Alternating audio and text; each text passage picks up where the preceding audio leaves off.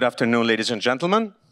Welcome to our panel discussion, From Evolution to Wars, Redefining the Middle East Landscape. Big title. Today, we would like to explore with our distinguished guests the dynamic of the transformation of a turbulent Middle East. And for that, the organizers have assembled a great panel. My name is Mohammed. I'm a journalist, and I will be moderating this session. I would ask every panelist to make a 5-minute remark, and then after that, they can feel free to interact, make a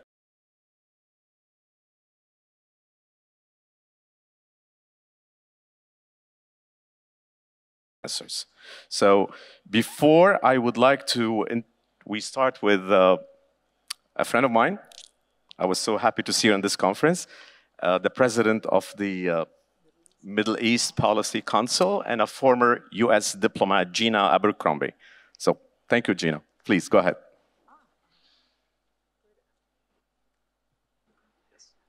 All right, it sounds like I'm on. Great, thank you, sir. And I am deeply appreciative of being able to join this illustrious panel and look forward to a robust discussion. I am a diplomat, so I don't expect to raise anybody's ire during this talk. In redefining the Middle East landscape, I'd like to start with the positives, because despite the ongoing conflict in Gaza, there are many positive things going on in the region. It's more united this year than it has been in a long while. I refer immediately to, of course, the rapprochement between Saudi Arabia and Iran, something that is well designed to lower tensions in the region. Syria rejoined the Arab League. That is a huge step forward for the region. I won't say that the United States government necessarily appreciates that, but I'm speaking about the region. The Houthi-Saudi peace talks, after a terrible, terrible conflict that has taken a breathtaking toll on Yemen, that there are peace talks going on now that hopefully will resolve this and allow the country to reset.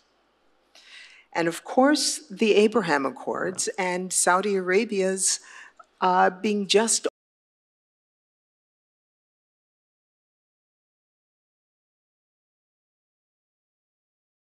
we are going to get someplace positive in spite of or at the end of that conflict, and I know we'll be discussing that today. So a largely agreeable landscape, in fact, has really positive impact on the region and on the world, quite frankly. It supports increased economic cooperation, new areas for development and investment. Some of the other panels have covered some of the outcomes of the Abraham Accords via the United Arab Emirates and India.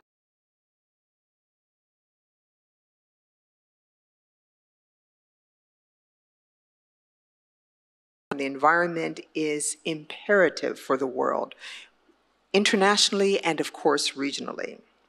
Humanitarian impact of being able to minimize conflict zones. And even as we looked at the conflict in Gaza, between Israel and Hamas, we see how effective regional partners, in this case Qatar is, with trying to negotiate an end to the siege, the entrance of humanitarian supplies into the Gaza Strip, the return of hostages, etc.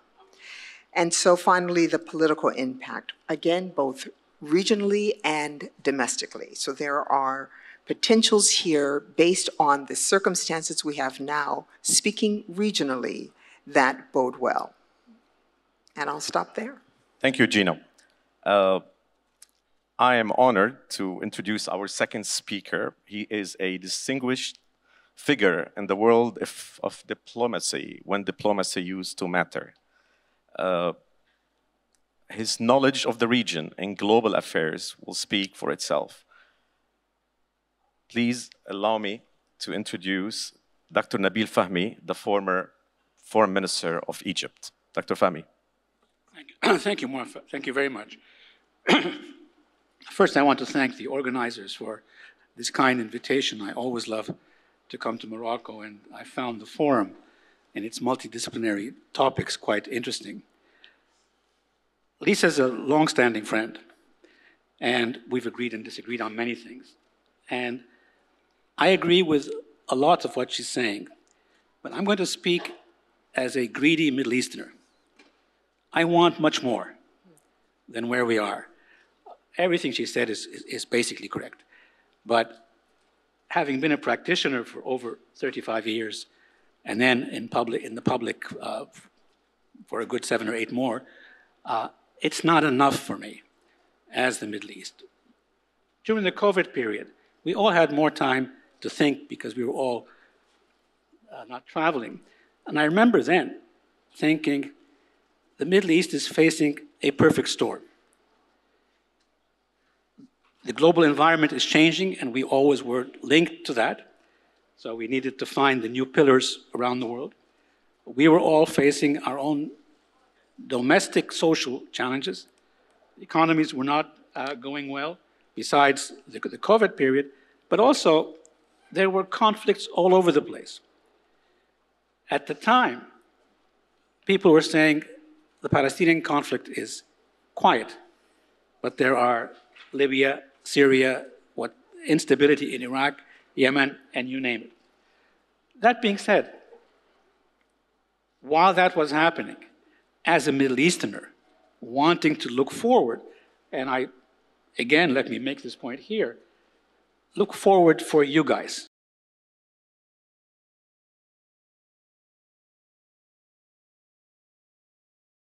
Is 30 years and younger. So, and we have 7,000 years of history, and I can entertain you with it, but it's more about the future.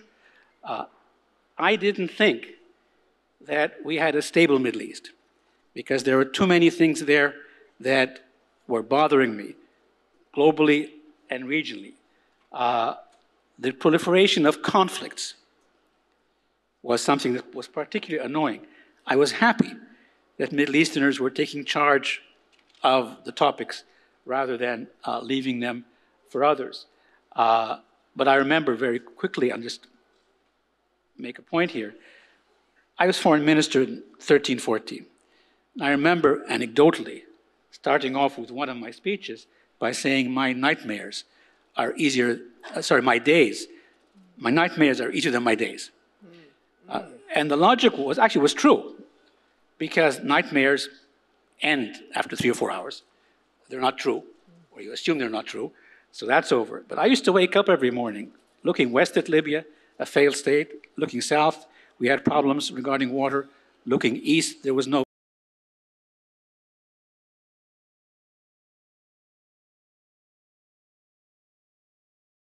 And our youth wanted us to give them direction for the future.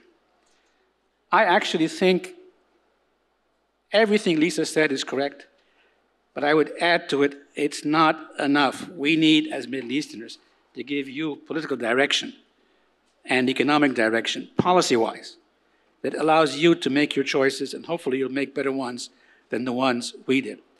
I can jump into the Gaza thing because that's one of the problems I need to highlight as a setback, unless you want me to wait for it until later. What do you prefer, Muff? Well, again, one thing that's quite common in the Middle East is the proliferation of conflicts. No matter how hard we try, if every time there's a conflict, it takes us back. Most of us, actually all of us, are small or medium-sized states. Therefore, for us, international law is a paramount pillar of our national security paradigm. We're not going to go to war with everybody. We're not going to go to war with the big powers. We cannot even compete with the major economies, nor do we have to. We simply have to have an equitable arrangement with our neighbors and with the world.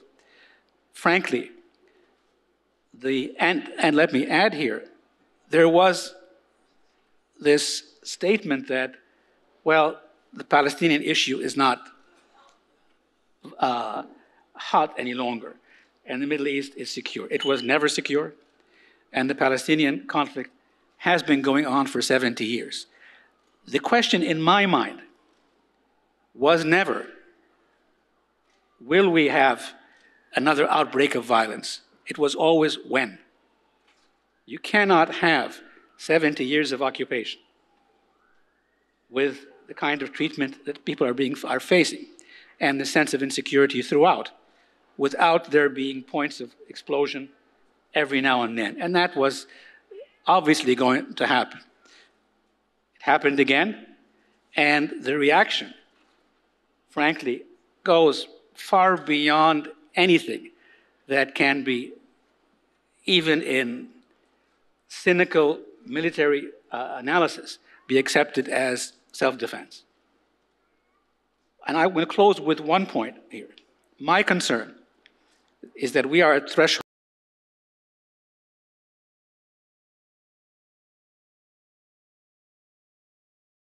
to plant the seeds of hatred and retribution for generations to come.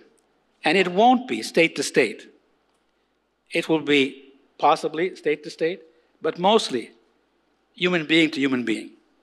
And that's much more dangerous than anything else that we had before. So I'll come back in a few minutes to this, but it is imperative to have a ceasefire. It's imperative to get back on track, to no violence, and it's imperative to resolve the Palestinian-Israeli conflict so that everybody in the region can live in peace and security. And there are proposals out there. The issue is, how do we generate the political will to do that? Thank you. Thank you, Dr. Fahmy. Before I move to our next panelist, I have a quick question to ask you. Before the war in Gaza erupted, there was some talk in the region, in the Middle East, that there is a regional dynamic bringing the parties together without a direct American intervention. Would you encourage the US administration to be involved more, step back, and if you want them to engage more, what can they do now?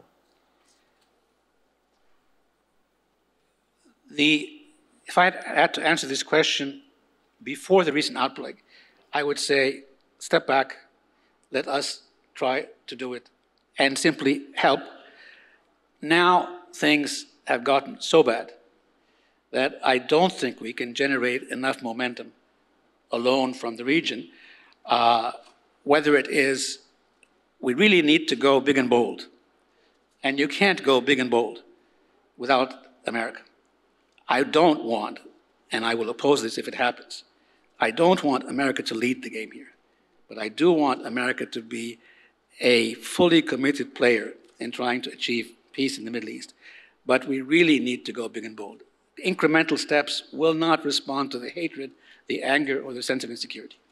Thank you, Dr. Fahmy. Gina, I'm sorry, Alyssa, can you wait for me for a second? You mentioned the Abraham Accords and you talk about the potential deal between US and Saudi. What did we miss? Didn't we get any signal that there's something brewing in Gaza and the West Bank, that the war will erupt? Did Washington really miss what's going on? I would argue yes, but I would also say that we were in fine company, because I don't know that anyone else around the world expected something to erupt at that time. Certainly, Dr. Fahmy is absolutely right in a resumption of a hot clash between Palestinians, Hamas, Islamic Jihad, etc., and Israel was to be expected. It is a cycle, and as you say, I absolutely concur that big and bold is necessary to break this cycle. So yeah, we missed it, and so too did the rest of the world. Nobody expected the 7th of October except for Hamas. Thank you, Gina. The Middle East is full of conflicts. However, it may be true that the Palestinian is the core issue that has engulfed Middle Eastern politics over the past 60, 75 years. However, and other conflicts are there. And for that, we have Alyssa Pavia from the Atlantic Council. She's an expert on North African issues, and we would be more than happy to hear her insights. Please, Alyssa. Well, thank you so much. Thank you for having me. Thank you to the organizers. I wanted to start out by saying Happy Independence Day, Morocco. I believe today is Independence Day. So yes, a big round of applause. I'd also like to wholeheartedly thank the organizers and all of you for being here, because only a few months ago, Morocco experienced one of the most devastating earthquakes that Morocco has ever seen in its history. And it is incredible and a testament to the resilience of the people of Morocco for all of you to be here just a few months after those horrible and tragic events that have seen many, many people that lost their lives and lost their hometown. So again, a big thank you and a round of applause for that.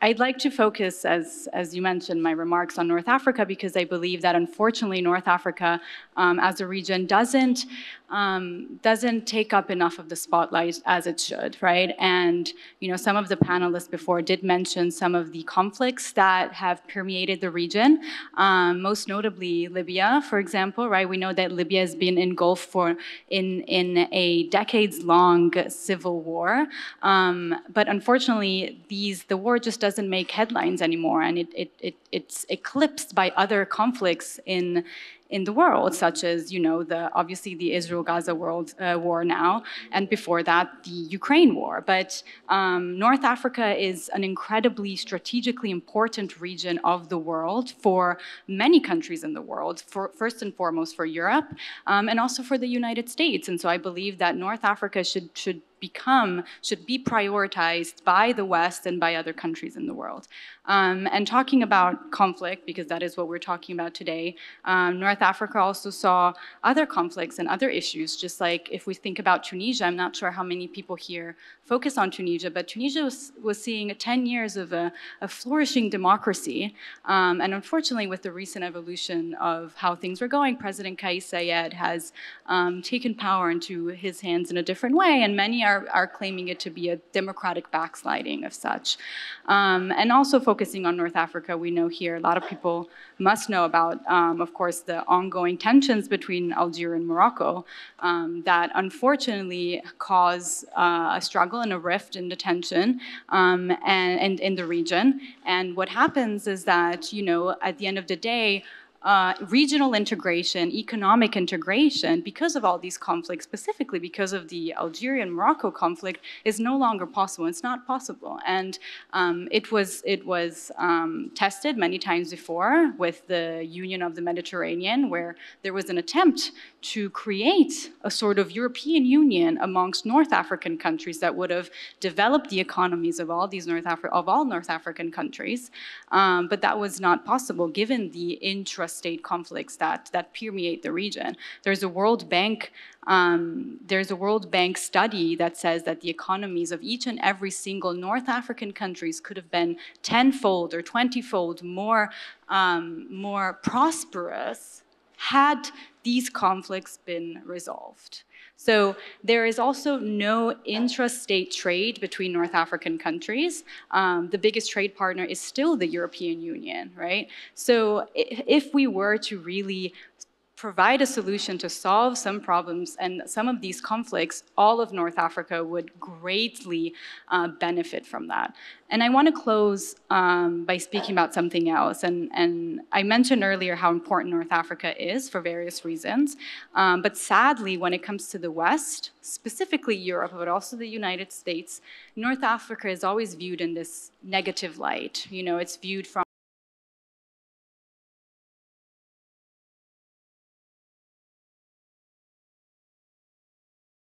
so many more incredible things that we can focus on, but what happens in so doing is that Europe tends to have a reactive policy when it comes to North Africa, even the United States. So when crisis hits, whether it's the war in Libya, whether it's any other conflict, then the United States and Europe step up to the game. Why? Because they are scared, especially Europe, they are fearful of, let's say, for example, a migration influx, right? And so that is when they step up to the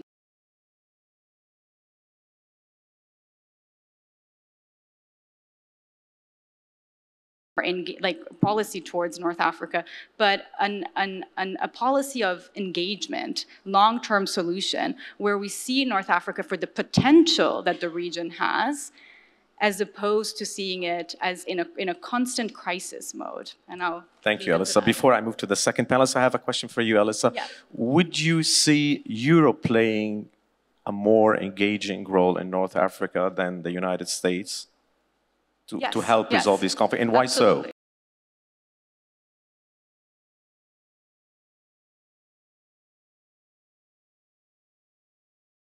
Incredibly important region, mostly to Europe than to the United States. It's also very important to the United States, but the United States tend to delegate to Europe, to European countries, specifically France and Italy, or to other multilateral organizations like the United Nations. The United States tends to delegate to these entities, the engagement part with North African countries.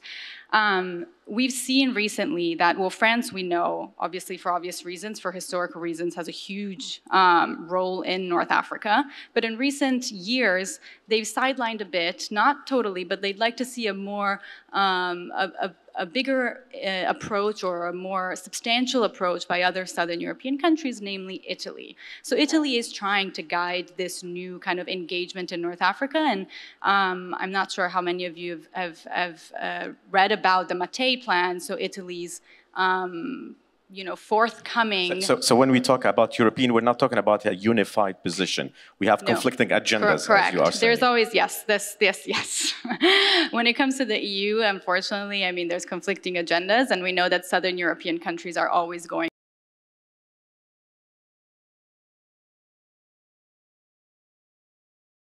to a unified policy, right? So now Italy is trying to do so, and we've seen some of that when Prime Minister Meloni went to Tunisia recently with Mark Rutte and von der Leyen, right? That was an attempt for the European Union to have a unified policy towards one specific country, which was Tunisia.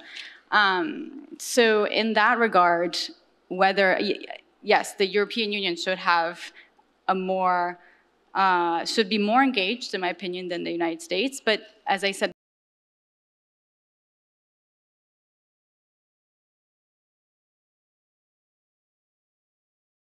because that also happens a lot when it comes to the migration issue, but one of engagement, right?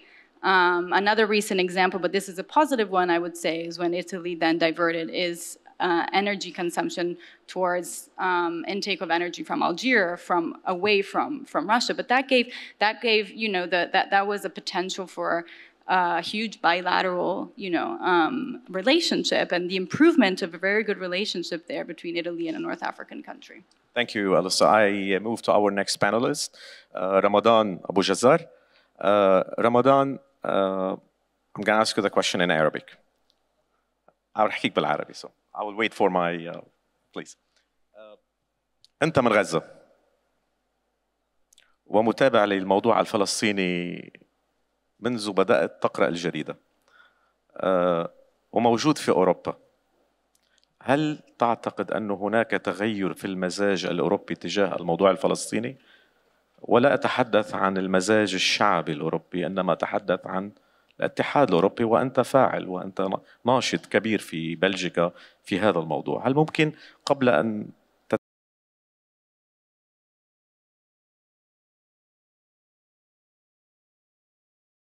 حقيقة تحول في المزاج الأوروبي فيما يخص الموضوع الفلسطيني؟ أولا أود أتقدم بالشكر الجزيل لميديز ولجلالة ملك المغرب الذي يسمح لنا بتداول نقاشات معمقة في مواضيع هامة. أشكر الحضور الكريم والمتحدثين كل بمسماه، والشكر الجزيل لموفق. بالفعل كان هناك موقف أوروبي مجهول لدينا قبل تاريخ 7 أكتوبر. أنا أتحدث على الموقف الرسمي كما سألت. يوم 7 أكتوبر تفاجأنا بأن كل المسؤولين والسياسيين الأوروبيين الذين كانوا ينادون بحل الدولتين وينتقدون الإجراءات الإسرائيلية بلا استثناء تبنوا أكاذيب نتنياهو ورواية إسرائيلية غير مثبتة، وبدأوا يتحدثوا عن دعشنة المقاومة الفلسطينية. لكن بعد أيام الصورة أصدق من الخطاب. بدأت تصل صور ومشاهد قتل الأطفال والنساء، قصف المستشفيات والمدارس والكنائس. بدأت هذه الصور والمشاهد وجرائم الحرب الإسرائيلية ضد المدنيين في قطاع غزة تشكل ضغطاً على الساسة في دول الاتحاد الأوروبي، ولكنه لم يكن كافياً.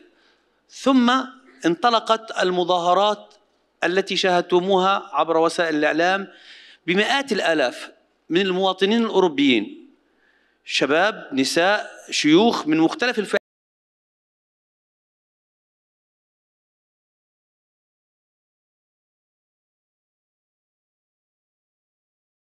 الساسة الأوروبيين بالعار، خاصة إذا ما أعطينا مثالا صغيرا. أورسولا فوندرلاين رئيسة المفوضية الأوروبية، عندما قامت روسيا بقطع الماء والكهرباء والغذاء عن مدينة ماريوبول في أوكرانيا، وصفت ذلك بجريمة حرب وجريمة إبادة جماعية. وعندما قامت إسرائيل بقطع الماء والغذاء عن المدنيين الفلسطينيين في قطاع غزة، نفس السيدة رئيسة المفوضية الأوروبية قالت إن هذا حق إسرائيل في الدفاع عن النفس. ازدواجية المعايير فضحت وجه الساسة في أوروبا أمام قواعدهم الشعبية. حدث تغيير بصعوبة جدا، حدث ويحدث وسيحدث. وجدنا كيف سقطت وزيرة الداخلية البريطانية مؤخرا الأسبوع الماضي بمجرد أن أخطأت وأساءت لعقول الأوروبيين عندما أعطت الحق لإسرائيل مجددا باستمرار قتل المدنيين. سقطت من حكومة تدعم إسرائيل ولم يستطع اللوبي الصهيوني. بس هون للتوضيح، سقطت لأنها انتقدت الشرطة الإنجليزية فقط للأمانة، وليس لموقفها من الموضوع كان لو لم يكن حراك مناصر للفلسطينيين لما انتقدت الشرطة ولما سقطت. أتحدث بكل شفافية، أنا لي اتصالات وعلاقات مباشرة مع معظم الأحزاب البلجيكية ومنها أحزاب اليمين التي تدعم إسرائيل. خطابها تغير بشكل بسيط ولكنه تغير. الجيل القادم من السياسيين الأوروبيين سوف يكونون لوبي فلسطيني بامتياز، لأنهم فقدوا الثقة وفقدوا الاحترام لما تقوم به إسرائيل. قتل المدنيين وقتل الأطفال والنساء لا يمكن أن يشعر عنه أحد. عار علينا، عار على هذا المجتمع الغربي كله إذا لم يدين عمليات القتل، سواء كان يمينيا أو يساريا. عمليا أعتقد أن إذا عدنا للخلف وتسمح لي مداخلتي أدخل فيها، جمهورية مصر العربية كان لديها الشجاعة لفتح باب السلام. الرئيس الراحل أنور السادات هو كان أول من وقع عملية سلام مع إسرائيل. وهنا يحسب للعرب أنهم كانوا بادئين رغم الجراح والآلام وفقدان مصر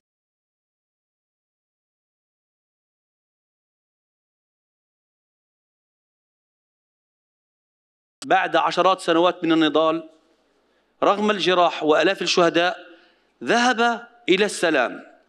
ومن وقع اتفاقية السلام في إسرائيل قام نتنياهو ومن يشبهه بقتل إسحاق رابين. هذه في مرحلة. هنا نؤكد أن العرب ذهبوا إلى السلام وإسرائيل قتلت صانع السلام في إسرائيل. ومن ثم في التاريخ الحديث قامت الدول العربية أيضا مؤخرا وفق الاتفاق الإبراهيمي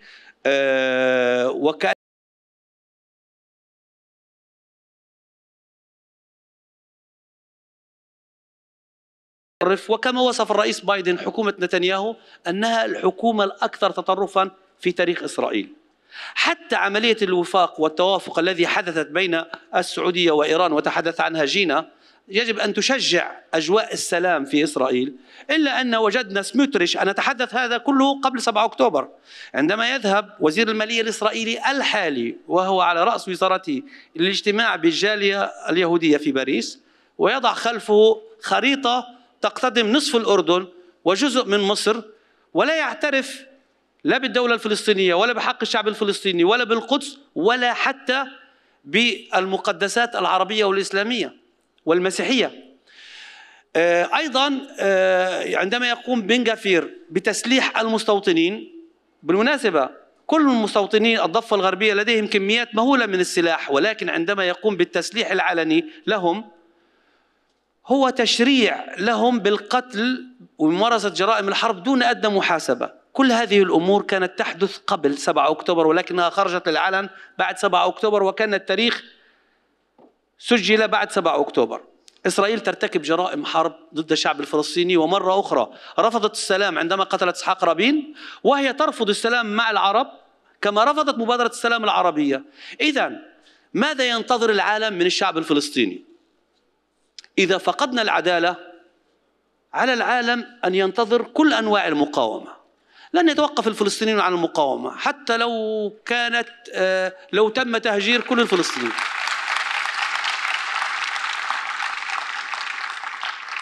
رمضان دقيقة بس. تفضل. الحق في النضال هو حق مشروع. على العالم حتى لا يشعر هذا العالم بكثير من العار يجب التحرك فورا لوقف آلة الحرب. إذا كنا معنيين فعلا نحتاج الولايات المتحدة الأمريكية، نحتاج الاتحاد الأوروبي، ولكن فقدت الولايات المتحدة الأمريكية صفتها كراعي وشريك في السلام عندما رفض بايدن عدة مرات وقف إطلاق نار إنساني. الاتحاد الأوروبي الداعم الأكبر لعملية السلام والشريك الاقتصادي الأكبر لإسرائيل الذي لم يتخذ أي إجراءات لوقف قصف المستشفيات على الأقل، هذا عار ما بعده عار. وعلى الشباب وعلى الساسة القادمين لحكم هذا العالم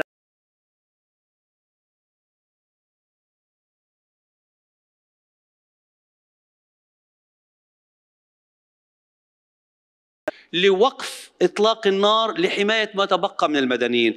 لكي يبقى أمل في السلام يجب كبح جماح اليمين المتطرف القاتل في إسرائيل. Thank you, Ramadan. Thank you. Please, I encourage any of the panelists, if you have any remark or any intervention you want to make concerning some of the remarks that you have heard, please go ahead and do that.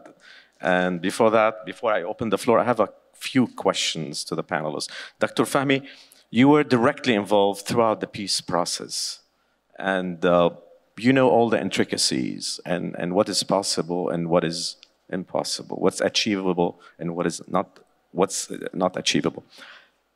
Throughout the process, the negotiators agreed to defer the issue of Palestinian statehood until the final status talk. If you remember, they called them the thorny issues. But we had a process. Right now, everyone is talking about a Palestinian state, but we don't have a process. When do you think the time would be convenient to relaunch a process? Is it possible in the near future, given the magnitude of the destruction and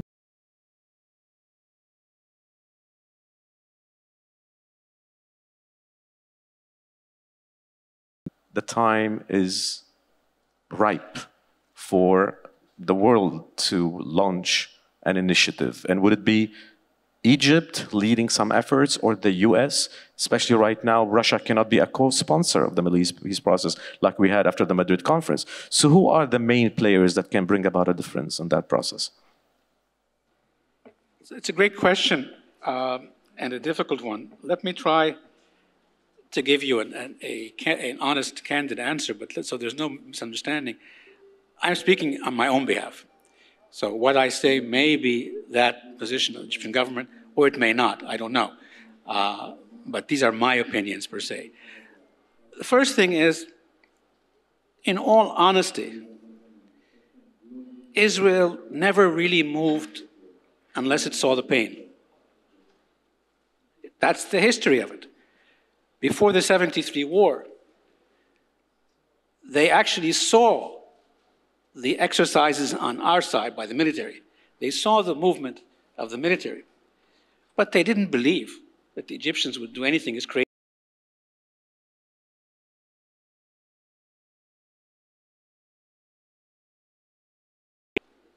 Considered to be impenetrable was basically overcome relatively easily.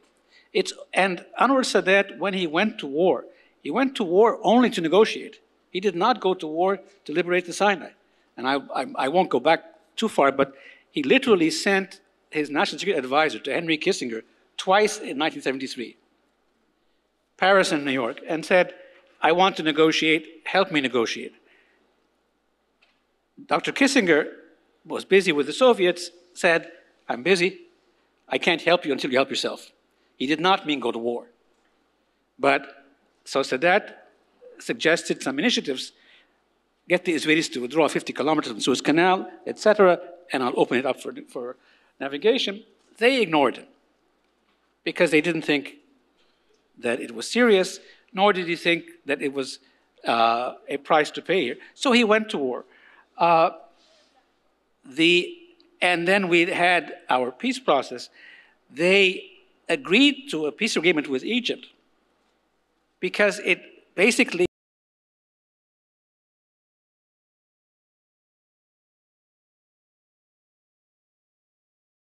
military conflict was not logical. So they made the decision based on pain and the price, how much they would pay if they didn't take that decision. When the Israelis moved before the Oslo talks, I personally met Prime Minister Rabin in Cairo. We stood for a few minutes alone, and I said, Prime Minister, what made you change your position and support?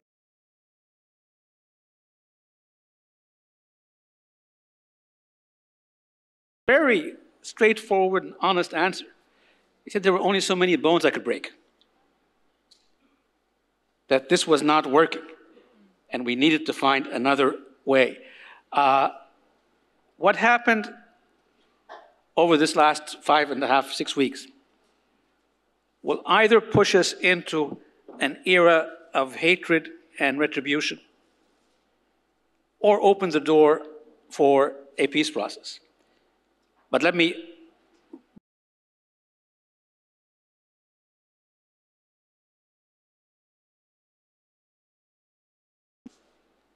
nobody believes in the process because the mistake the Palestinians made in the past, which you correctly referred to, is they put the important things to the very end.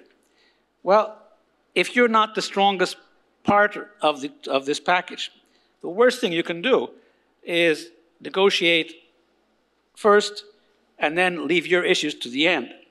And the reality is, it's not that the Rabin government changed its opinion, he was killed. So the politics in Israel changed, and Palestinians were left without resolution. My point, therefore, is this has to be a package. And it has to be a package that is much more detailed than in the past. It's much more difficult to sell it now, but I couldn't care less if it leads to changing leaders and governments on either side. That's not my concern. My concern is I don't want to see 6 weeks of violence and killing, and whether it's on the Palestinian or any side, thousands and thousands of people killed and injured. And I can tell you, if we don't find a way to have a ceasefire, deal with the hostage and post-ceasefire Gaza situation, and thirdly, link all of that to the actual structure of a solution, we won't get anywhere. All we'll do is establish a ceasefire, and a couple of months, a couple of years later, there's going to be an explosion somewhere. And don't forget, and this is a point that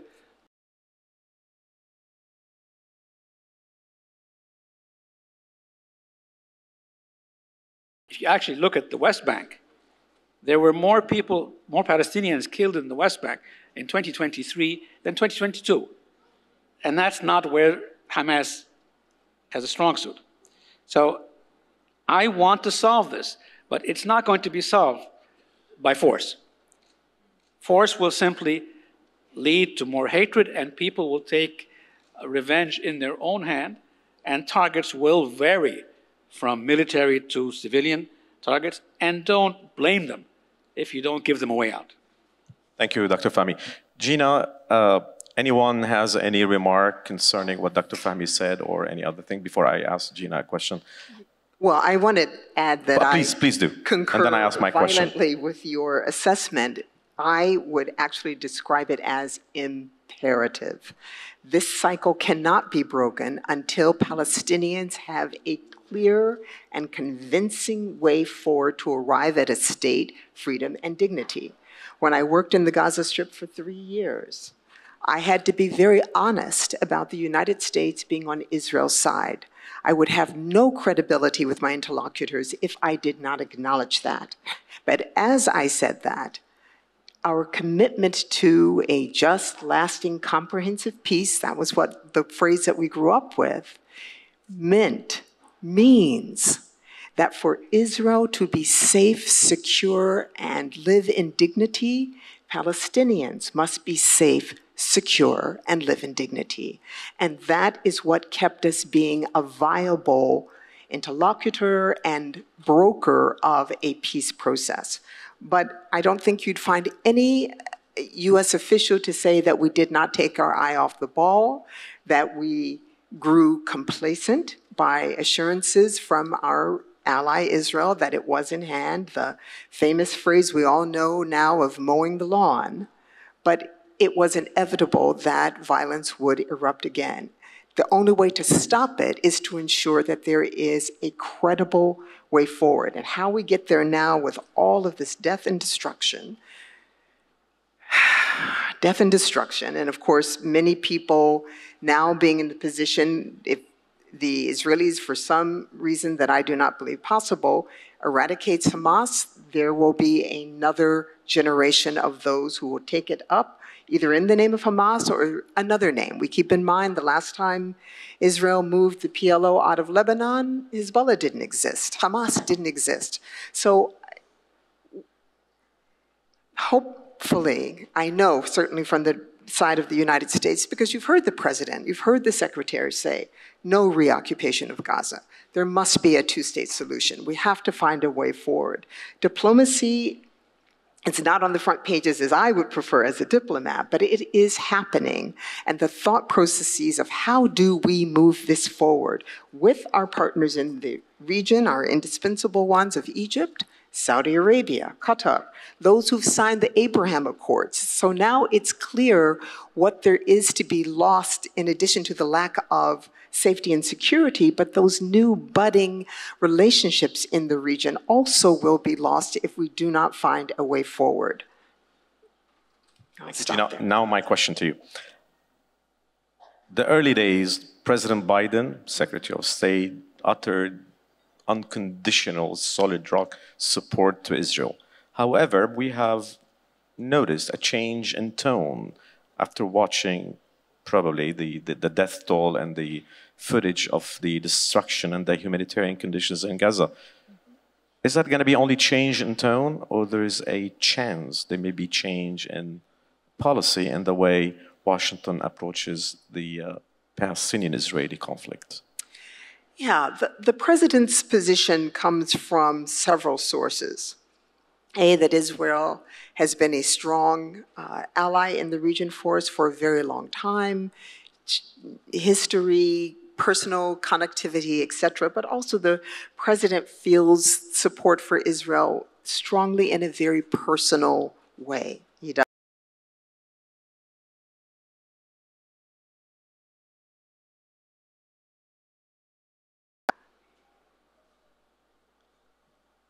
I hope everyone has read and seen the demonstrations that are in the United States. We are no different than any other part of the world.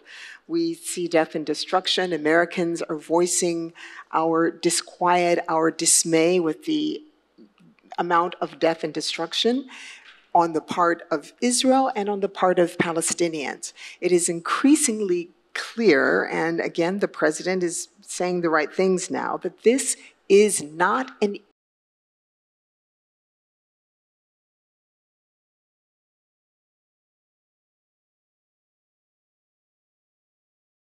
heartbroken and enraged about the death and destruction on both sides. You don't have to make a choice. We are all human beings. So that discussion you see increasingly in the press, whether it's civilian protest or whether it is diplomats within the Department of State raising concerns about our policy, our position, and the need for a ceasefire. People are speaking up about that. We have to get there. The quiet conversation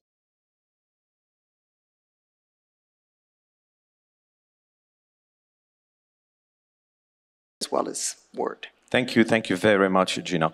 Now I open the floor for question and answers. Please wait until you get a microphone. Say your name, and please, it's a question, not an intervention. سأفتح المجال أمام الأسئلة. الرجاء تحت ذكر الاسم، تحديد السؤال وليس مداخلة أو أي خطاب. نحن في منتدى فكري وسياسي، لسنا في مظاهرة ولا تظاهرة، نحن نناقش أفكار وسياسة. الرجاء اختصار.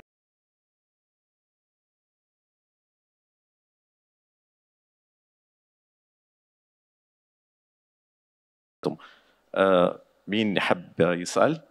Please, the gentleman over there. لو سمحت. خليك هناك، عندك ميكروفون. سؤال إذا بتريد.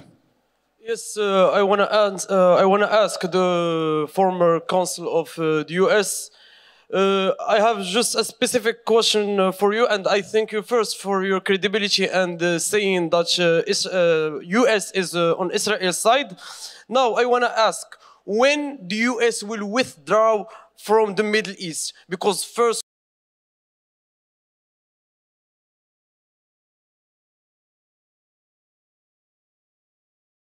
of mass destruction, there were none, and they knew there were none. Now they are sending $100 billion to Israel, who are just using it to bomb hospitals. Go straight to the question, please. So my question, when the US will know that human lives is more important than oil and withdraw from the Middle East? Because until then, the response of peoples will always be patria o muerte.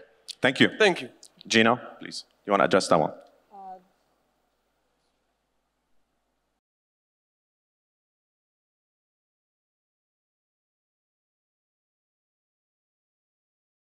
Of how much aid we've given Israel over time, as you know. With this Congress, we haven't sent any new aid to Israel, per se, monetarily.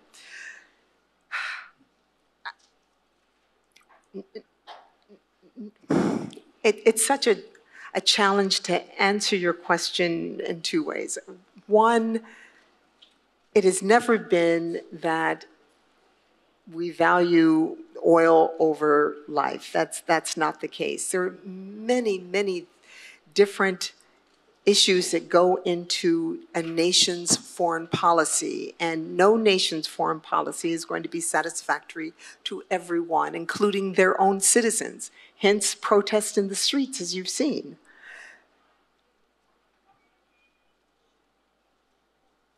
We will continue to do our best. It is not always successful. It has not been. It will not be. But we will continue to do our best to improve the situation, certainly between Israelis and Palestinians, and as we conduct our foreign policy. And I think that's what any government can say, that we are trying to do our best. Thank you, Gina. I have a question right here, please.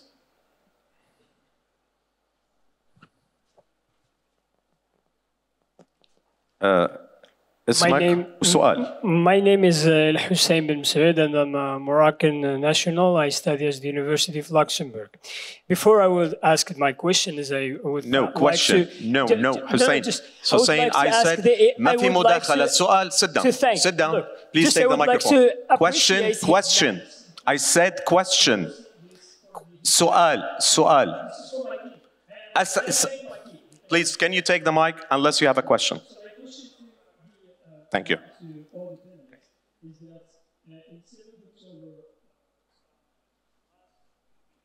Okay. It's coming back. Mic, please. Mic, please. Yes, go ahead. Go ahead, Hussein. In 7th October, Hamas attacked Israel, and many countries designated Hamas as a terrorist group. Among the deaths were Moroccan nationals. Jewish of Moroccan nationals. And so I think we have some sentiments towards them as long as we have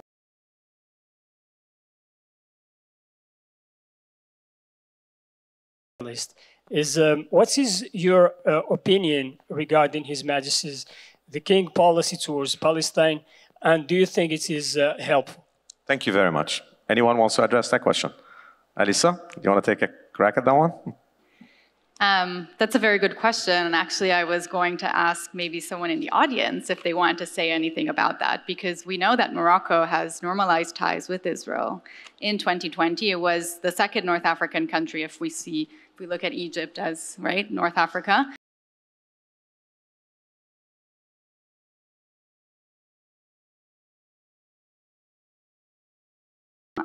During the Intifada.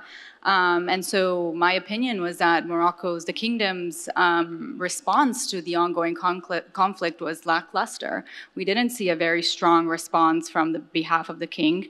And I think that goes to show then, in reality, Morocco actually wants to continue maintaining a long-standing relationship with Israel, even though, regardless of what we are seeing now. And I think that just goes to show that, in one way or another, the world order.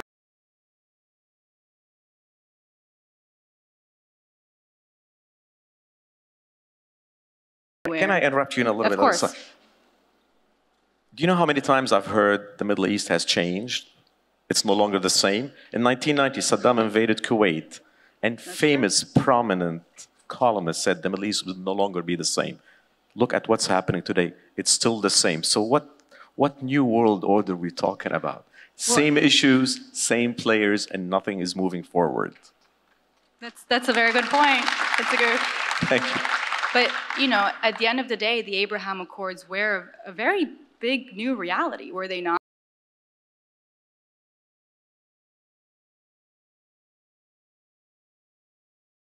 Sorry, with all the respect. No. You're right. You're absolutely right. What I we would have loved to see a new reality, but unfortunately, I agree with you completely. The intellectual debate did not match reality. Yes. So going back to what we were discussing before, do we see a situation where, because of what's going in Gaza, then Arab countries such as Egypt or Morocco should sever ties with Israel? Should they backtrack on their peace talks? Is it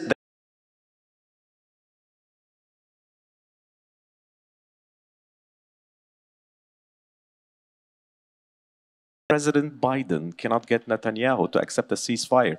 Do you think Morocco or Egypt or Amman or Jordan can call Netanyahu and tell him to stop? I mean, we have reality. But they can recall their ambassadors, for example, and they haven't done that. Only Bahrain has recalled their ambassador, right? No, a lot of ambassadors left without being recalled. I think I don't have the details, but still, again, what can be useful and to help remedy the situation instead of just certain cosmetic, so it looks good, optical.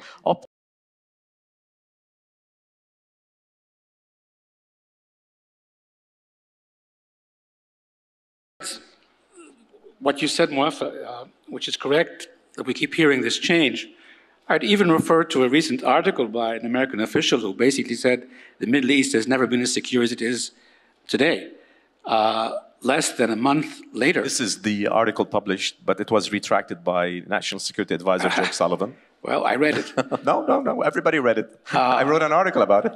It goes back to my point. You're misreading the Middle East if you think it can be secure and safe for everybody in the absence of solving the Arab-Israeli conflict. And I would add another point. Even when I talk to Israeli diplomats whom I meet in international organizations, I tell them, if you think you're going to get peace by ignoring the Palestinian conflict, you're just going to get a reprieve for a couple of months or a couple of years.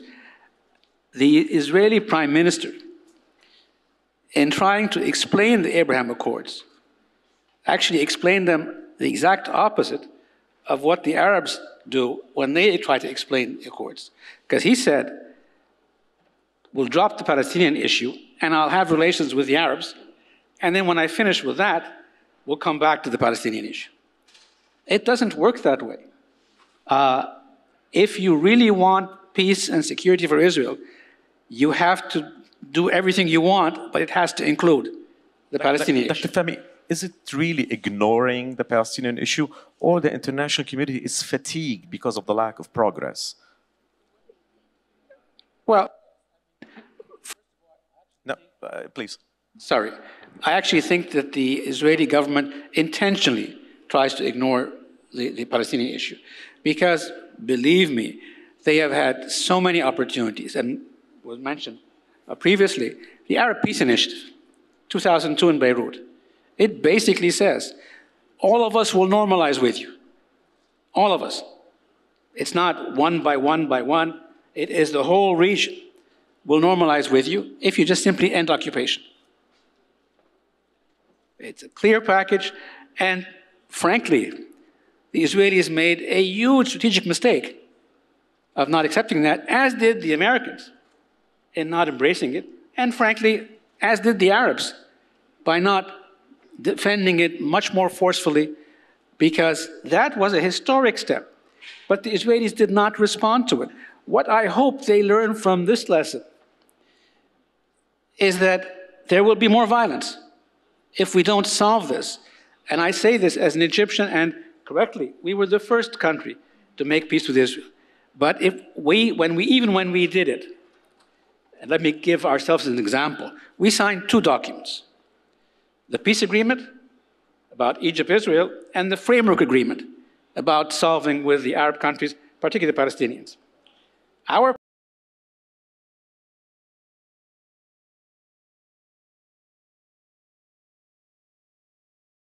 but the ministry that I was working at, that we were taking a hardline approach because we were promoting the Palestinian cause too much. We believe in peace in the region, and it's not going to be at the expense of the Palestinians. I want to make another point, if I may, and again, I agree with, and I have tremendous respect for Gina. I've known her position for many years, and I know where it is today. It is unacceptable for President Biden to go and attend a war cabinet in Israel and then oppose a ceasefire for 6 weeks without believing he's going to be held responsible for what's happening.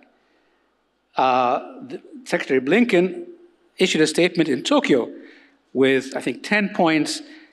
Most of them were actually good. What should not happen, in other words, not a reoccupation of Gaza. But what was missing here is that what is the price of violation of international law, of collective punishment,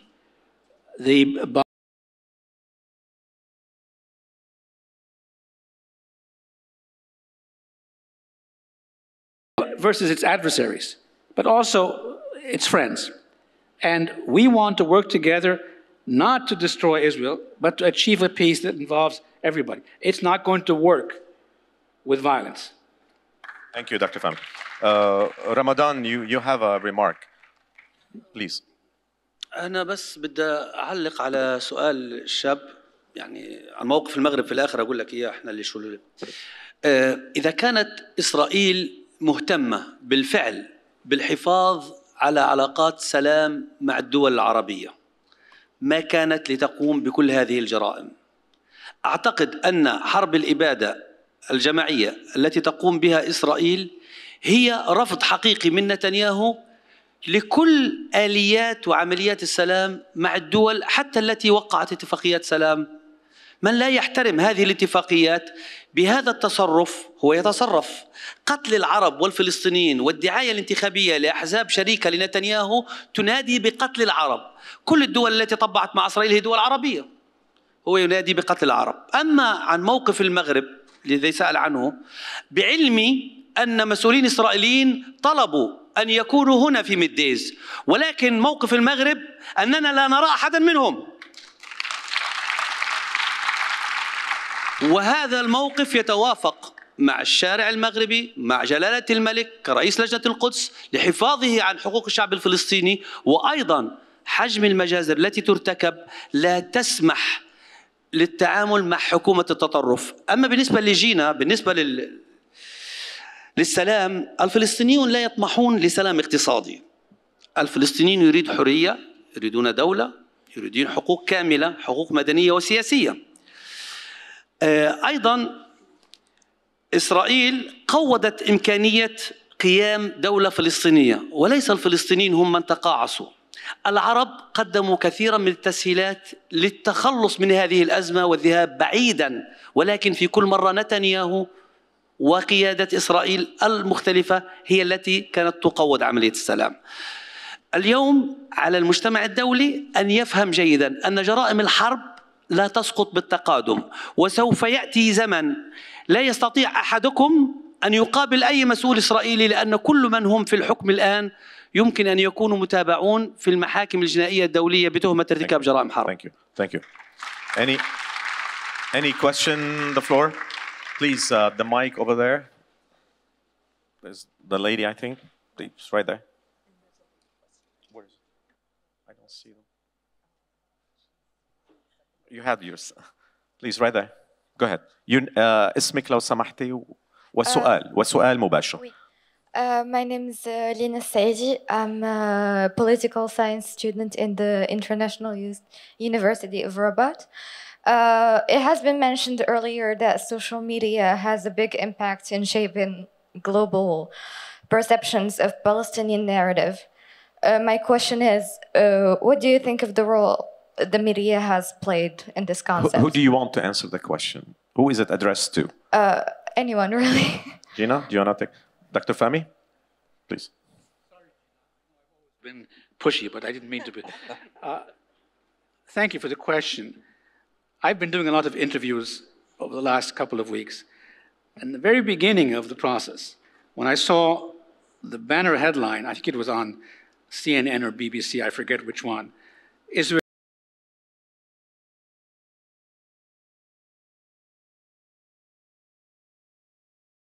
the title of what we're talking about here.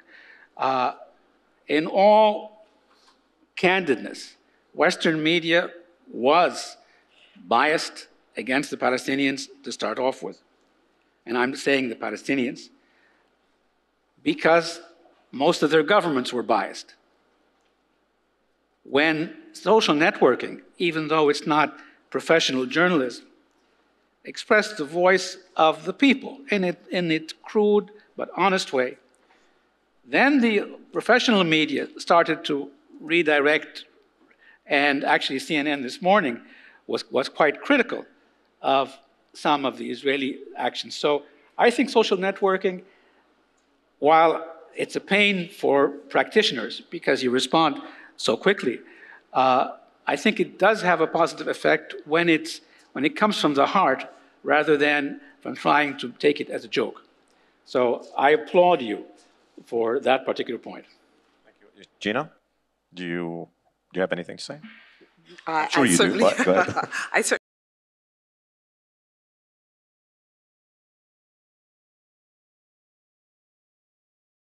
Dr. Mubil, after 9/11, meeting with some American journalists who wanted to question what we were doing, and certainly one of the things I take pride in, which is the first examination of the excesses of the US government under the Patriot Act, came from an internal investigation in the Department of Justice, and we criticized ourselves, I would say late, but we did acknowledge that we had overstepped, and you've heard the president say that Israel should not repeat our mistakes.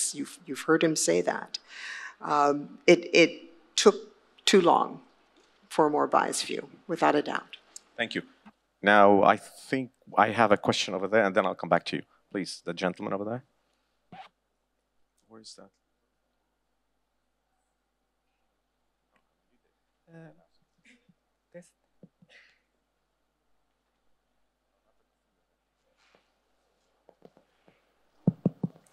So my name is Saidi Saad.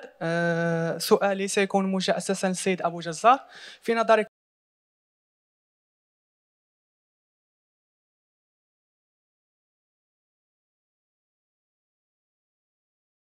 العرب على نفس المسار متسارع تجاه تطبيع مع الكيان، وهل التطبيع كافي لضمان السلام في الشرق الأوسط؟ ومتى سيتم إصلاح هذا الميزان الأعرج للديمقراطية؟ وشكرا. شكرا. نفس القانون عليك. أنت محتاج اجتماع جامعة الدول العربية عشان جاوبك على السؤال هذا. أعتقد أن العرب جنحوا للسلام منذ فترة طويلة، والمبادرة العربية للسلام هي العنوان الأبرز والأكثر وضوحا. رفض السلام سجلناه ووثقناه من جانب الطرف الإسرائيلي، وأبرز دليل الحرب، حرب التصفية الإبادة الجماعية التي تقوم بها إسرائيل. ماذا يمكن للعرب أن يقوموا به؟ يمكن للعرب أن يقوموا بكثير من الأمور، ولكن يتفادى العرب الصدام مع إسرائيل، ليس لأن إسرائيل أقوى من العرب، لأن إسرائيل مدعومة بشكل واضح وصريح وفج من الولايات المتحدة الأمريكية سياسيا وعسكريا. عم بسألك عن العرب. أنا بتكلم العرب لديهم الكثير ما يقومون به لدعم الشعب الفلسطيني.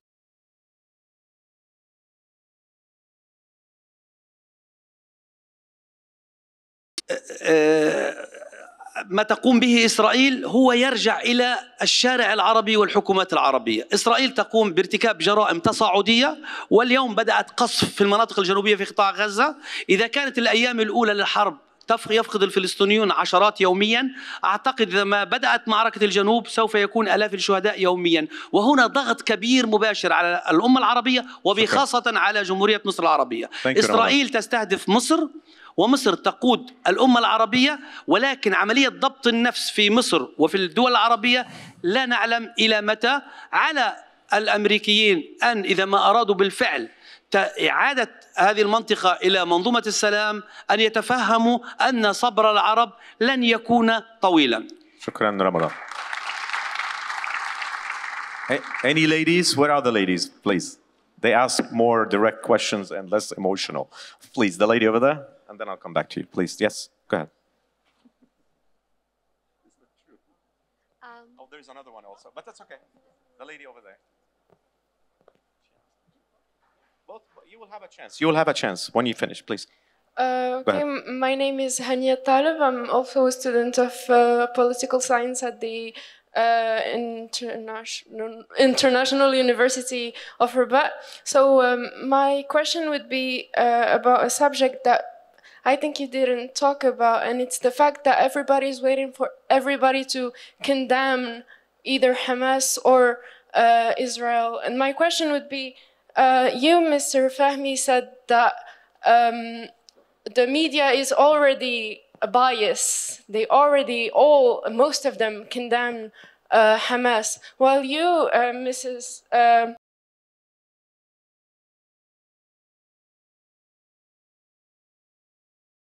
US is not different, and we are all human, and we are not all supposed to choose a side. Thank you.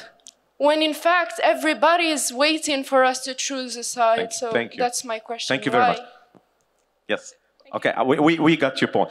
Before, please, you answer, let's listen to few questions from the floor, and then all of you will have a crack. The lady over there, please, still there. Thank you. Hello again. Thank you all for your speeches today. Can you speak louder, please? I said thank you all for your speeches today. My name is Manal Agoumis. I'm a third-year student in the National Institute of Social Work. So my question is, like, we all know that the countries are, each country is trying their best to contribute to realizing peace. But my question is, like, do the North African countries, especially, and the Arab countries, are them like contributing to this, or each country is working alone by themselves? Thank you. Thank you very much. We have a question from the gentleman right here, and then I'll come to you. Please. أود أن أشير إلى أن الكل يعني سأتكلم باللغة العربية. لو سمحت سؤال وبسرعة، وحدد لمين من تريد أن يجيبك عن السؤال. صراحة هو سؤال معقد. لا معقد لا، بعدين بعد هذا عندك يعني سؤال مباشر اسأل. معقد لا. عندي 5 دقائق لو سمحت، وهناك الكثير من الأسئلة. نعم. أود أن أشير إلى المسألة المهمة، المسألة لا تشير، اسأل لو سمحت، اسأل مباشرة. نعم. في ظل هذه الرهانات كيف يمكن للمجتمع الدولي تحقيق التوازن بين حقوق الشعب الفلسطيني وحق إسرائيل في الدفاع وحق إسرائيل في يعني الأمن والسلام في المنطقة في ظل هذه الرهانات. وأود أن أشير إلى مسألة يعني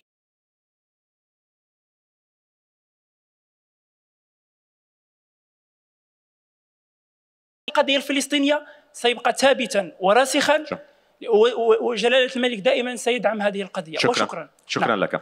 And the lady over there, please, right behind the camera. Right here, right here.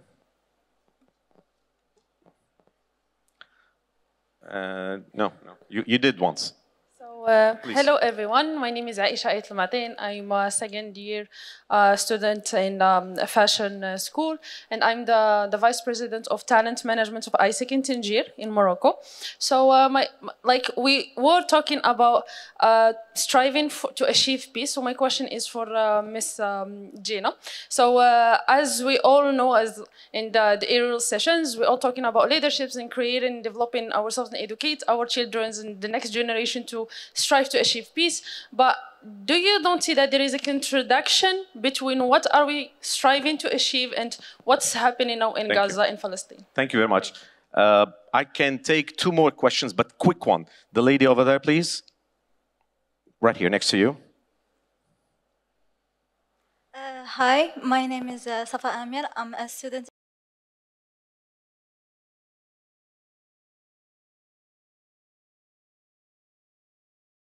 What do you think about President Biden spreading false information, such as the beheading of 40 children, 40 babies?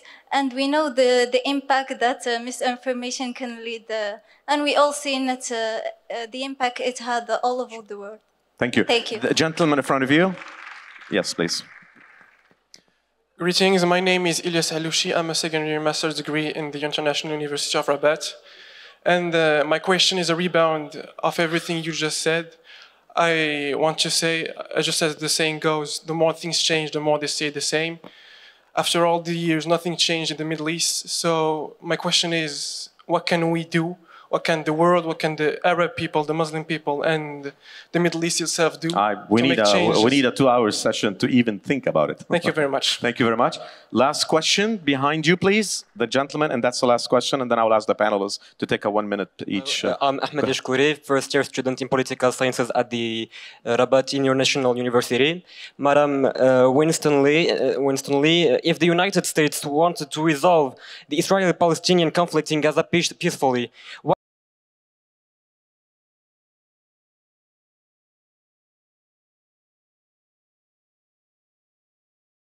like the Hamas. Thank you very much. Thanks. Thank you for all your questions. I'm sorry, we ran out of time. I'm sure you have a lot of questions. I'm going to ask each panelist to make a 1 minute reply to any question they have heard, because I have to conclude in 4 minutes. So I start with you, Ramadan, and I come forward towards me. 1 minute, Ramadan. Dia.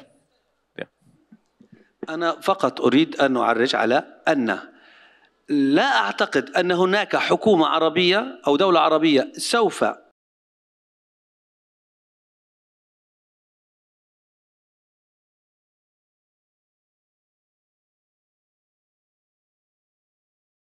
Thank you. I just wanted to stress that, if anything, this has shown, the conflict in Gaza has shown that peace in the Middle East cannot be achieved without taking into consideration, you can't hear me. Peace in the Middle East cannot be achieved without taking into consideration the Palestinian cause.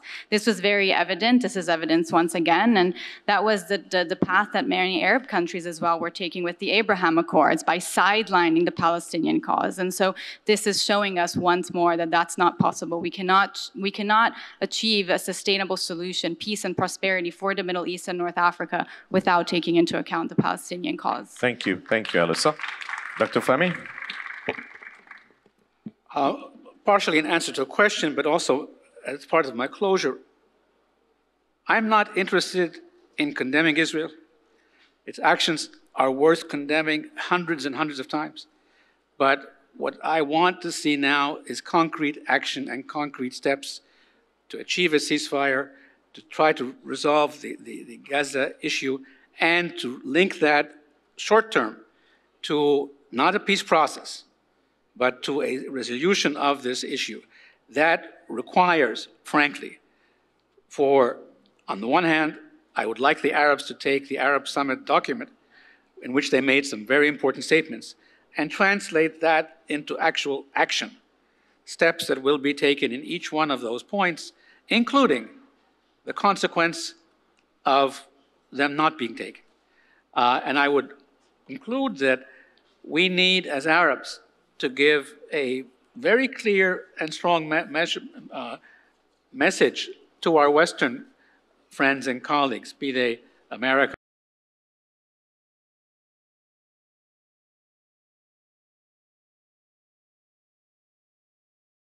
moving forward. Concrete action, we will condemn, but condemning won't put me to sleep. Thank you, Dr. Fahmy. Gina, you've got 2 minutes. I'm because you got associating myself questions. with Dr. Fahmy's closing statement. Yes, hopefully many people are going to be hearing you.